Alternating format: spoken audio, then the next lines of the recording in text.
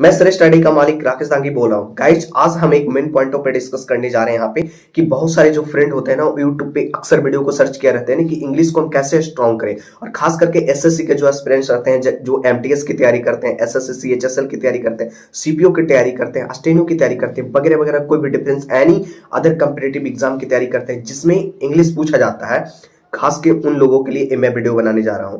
और देखो आप लोग, जो एक मेरा पहले वीडियो था उस चैनल को यहाँ पे डिलीट कर दिया यूट्यूब ने, तो मैं ये नया चैनल क्रिएट किया हूँ।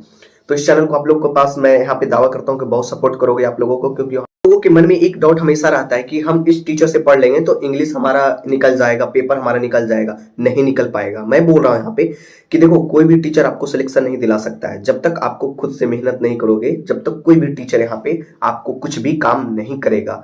तो इस वीडियो को आपको कंप्लीट देखना है और ज्यादा से ज्यादा लोगों के पास मन हो तो भाई इस चैनल पे आप लोग जुड़ जाना, क्योंकि आपको इस चैनल पे जुड़ने से बहुत फायदा होगा, बहुत बेनिफिट होगा। और मैं सारी चीजों को यहाँ पे रिवील करूंगा एक से एक, जितने भी पैटर्न में क्या एग्जाम में पैटर्न बदलाव किया गया, क्या कैसे पूछे जाते हैं पेपर में, सारी चीजों को क्या हमें पढ़नी चाहिए, मैथ का हो, इंग्लिश का हो, अदर कंपिटेटिव एग्जाम जो भी एग्जाम की तैयारी करते हैं, तो उस चीजों को इसलिए मैं यहाँ पे चैनल क्रिएट किया हूँ।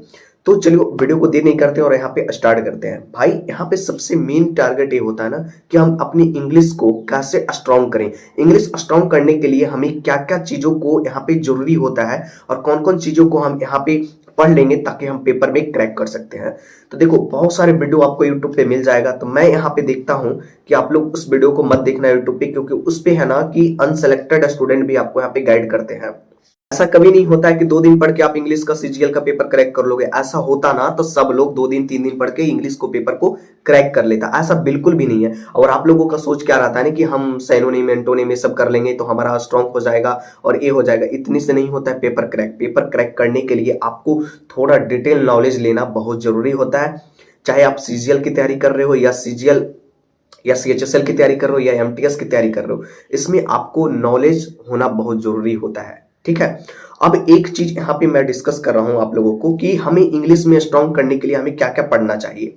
देखो सबसे पहले बताते हैं कि आप जो भी टीचर से पढ़े हो, ठीक है, डजंट मैटर, कोई भी टीचर पढ़ा रहे हैं, आप उस टीचर से पढ़े हो तो सबसे पहले अगर पढ़ रहे हो तो अभी शांति से चुपचाप पढ़ना। ठीक है। अभी कोई भी माइंड डिस्टर्ब नहीं करने की जरूरत है, कोई भी डाइवर्ट नहीं करनी है। जो चीज आपको पढ़ा रहे हैं उस चीजों को पहले यहाँ पे आप पढ़ो, तब जाके आगे आपको कुछ कॉन्फिडेंस आएगा कि हाँ हमने इंग्लिश का पूरा सिलेबस को फिनिश कर दिया है। अब जब आप पेपर पढ़ लोगे पूरा पूरा जितना भी आपको पढ़ा दिया गया सारे टॉपिक को, उसके बाद अब क्या करनी है, जिन लोगों का टॉपिक तैयार हो गया उनको क्या करनी है, उनको हर एक टॉपिक पर डे, जैसे मैं बता रहा हूं आपको हर एक टॉपिक पर डे एक एक टॉपिक आपको लेके चलनी है। ठीक है। जैसे आज आपको प्रीपोजिशन का टॉपिक है तो प्रीपोजिशन में जितना भी उसमें दिए हैं रूल वगैरह, कॉन्सेप्ट, एग्जाम में पूछे हुए प्रीवियस क्वेश्चन, वो सब सारी चीजों को आपको लेकर चलनी है। ठीक है। तो रूल के साथ साथ आपको जो प्रीवियस ईयर क्वेश्चन रहता है उसको साथ साथ लगाती हुई चलनी है। अब एक चीज आप लोगों को कमेंट रहेगा कि प्रीवियस ईयर क्वेश्चन हम कहां से लाएंगे। देखो सिलेक्शन जिन जिन लोगों ने लिया है वो सारे प्रीवियस ईयर के मॉक टेस्ट और प्रीवियस ईयर के क्वेश्चन के बदौलत ही लिया है। आप कोई भी हैं, आपके कोई भैया हैं या कोई रिलेशन में कोई फैमिली आते हैं तो उन लोगों से पूछना कि आप एसएससी का एग्जाम क्रैक किए हो तो क्या नए नए क्वेश्चन के पीछे भागते थे। बिल्कुल ऐसा आपको नहीं बताएगा, सिर्फ एक ही चीज बताएगा कि आप प्रीवियस ईयर क्वेश्चन बना लो, आपका यहाँ पे क्लियर हो जाएगा एग्जाम। तो प्रीवियस ईयर पे आपको ध्यान देनी है। पिछले 5 साल 6 साल की क्वेश्चन आप ले लेना कहीं से, आपको नेट पर भी मिल जाएगा, नहीं तो मार्केट में एक आती है बुक, तो बुक में भी दिया रहता है उसमें प्रीवियस ईयर क्वेश्चन, उसको बनाना आपके लिए बहुत जरूरी होगा। और उस चीजों को अगर आप बनाते हो तो आपका यहाँ पे कॉन्फिडेंस आएगा। कॉन्फिडेंस अभी देखो, अभी क्या है ना कि अगर आपके रूम में अगर कोई सीनियर स्टूडेंट रहेंगे और आप उससे जूनियर हो, तो अगर आप जूनियर हो, अगर सीनियर ने आपको कुछ पूछ दिया तो थोड़ा क्या होता है ना, कॉन्फिडेंस वहां पे गड़बड़ हो जाता है क्योंकि उसको आप बता नहीं पाते हो। तो ऐसा इसलिए होता है कि हम तो जानते हैं लेकिन उस सीनियर के सामने हम अपनी बातों को प्रकट नहीं कर पाते हैं।